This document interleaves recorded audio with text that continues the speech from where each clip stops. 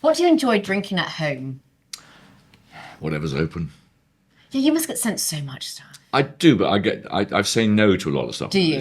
So they've got the message. I say to them, please, I'll ask you if I want a sample. Because it used to be just stuff piling up. No, it's overwhelming. And you just sort of think, that's all very well, but, and I like drinking. And sometimes, particularly, I don't know about you, but during COVID, my sort of patterns changed because it must be, 9 months we went without a single wine tasting. Oh, yeah. And so to keep my palate in order, because the silly thing is, having your palate in training is just the same as playing cricket or playing football. You can't just wander around and say, I haven't tasted wine for 3 months. Oh, I'll be good at this. Because you've got hundreds and thousands of tiny muscles and tiny electromagnetic activities happening all the time. You've got 5 million receptors up here, all of which need to be continually trained about saying, what does it taste of? What does it taste of? Find the flavour.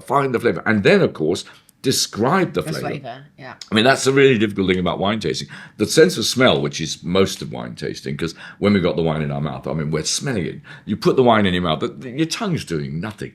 Your tongue's just giving you bitterness, sweetness, acid and salt. That's all the tongue does. I like the tongue Umami, for body. Body, yes. Yeah, great. because this, for instance, like satiny and succulent and. But But if we do this, that's what I like. If we do this, do it. All you're getting is you're just getting the body. Yeah, that's true. It's like And what a you bit of do. acid. It's like what you do with cough medicine, so you wouldn't taste it as a kid. But then you release your nose, and your mouth just fills with flavour.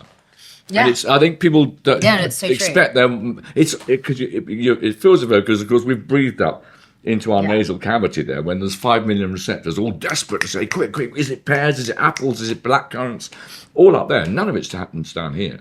No, you're right. And I remember you even telling me, like, during COVID, how before things opened up, you actually would line up bottles of wine. Like, about how many did you take? Like, you would kind of, you said it was almost like Olympian kind of the amount of bottles, just to, like, just take them out front of the memory. stairs week after week. All those, tasting. the old and filthies that you thought, I'll have that one time. They all came out. I'm running out of old and filthies, which is a problem because I like old and filthies.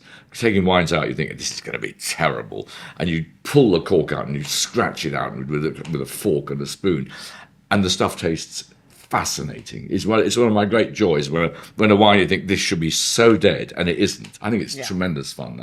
That's really fun. But going back to the tasting thing, that I think one of the thrills of wine tasting, but why you really have to keep practicing. It's people who think, wine tasting, you've got to keep practicing. You poor old thing, opening bottles and shoving it down your throat. Oh, that's such hard work.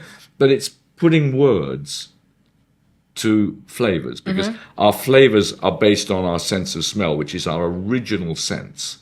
And words, of course, are just about the most recent thing that the human brain has learnt how to use. I don't know how old words are, 20,000 years old? Something like that? About that. How old is our sense of smell? 1 million, 2 million, 3 million years old? Maybe more. And we've got to put our most